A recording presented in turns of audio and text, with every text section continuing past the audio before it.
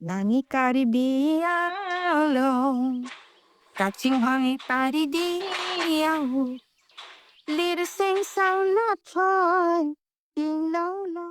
కొండలో కోకిల శ్రీమతి పోకిల లెక్తేపి పద్మశ్రీ 2026.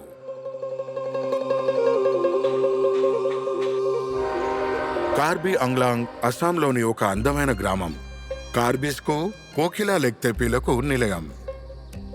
సంచార నాటక కళాకారుల దంపతులకు జన్మించిన యువతి పోకిల కార్బీ సంగీతాన్ని వారసత్వంగా పొందడమే కాకుండా అందులో మమేకమైపోయింది. చిన్నప్పటి నుండే ఆమె అసాధారణ ప్రతిభను ప్రదర్శించేది.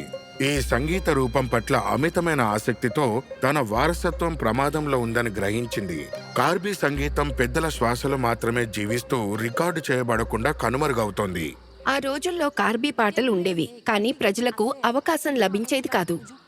అడ్డంకులు క్లిష్టమైనవి. పేదరికం ఒక నిరంతర నీడలా వెంటాడేది. పైగా సాంప్రదాయం స్త్రీలను బహిరంగ వేదికపైకి రాకుండా నిషేధించేది. ఏళ్ల తరబడి అంతరించిపోతున్న కళకు నిశ్శబ్ద రక్షకురాలిగా పోకిల తెరమరుగునే ఉండిపోయింది.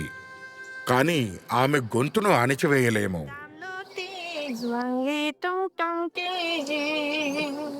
స్వేచ్ఛ పొంది ఆమె చర్చిలో తన వేదికను కనుగొంది. తనలాంటి భావాలు గల ఇతర మహిళలను తనతో చేరడానికి ప్రోత్సహించింది.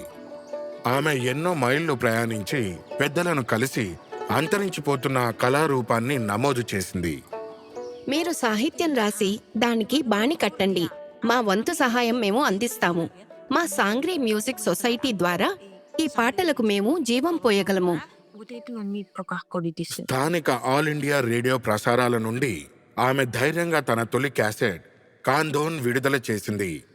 ఆమె కార్బీ కళను తిరిగి జాతీయ వస్త్రంలోకి నేయడం ప్రారంభించింది. జుబీన్ గర్గ్తో కలిసి పనిచేయడం ద్వారా కీలక మలుపు వచ్చింది.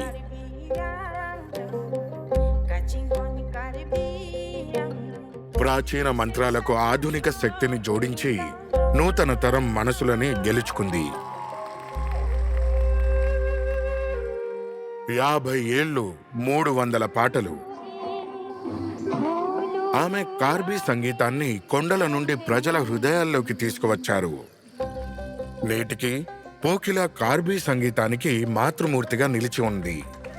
రచన, దర్శకత్వం, ప్రదర్శన ఆమె గతాన్ని పరిరక్షిస్తూనే కార్బీ ఆంగ్లాంగ్ మహిళలు తమ సొంత భవిష్యత్తును గానం చేసేలా సాధికారత పొందేలా చూసింది. మన కార్బీ ఆంగ్లాంగ్ మరింతగా సుసంపన్నం అవుతుందని ఆశిస్తున్నాను. కార్బీ ఆంగ్లాంగ్ మహిళలు కూడా ఏ రంగంలోనైనా రాణించాలి. ఇదే నా కల.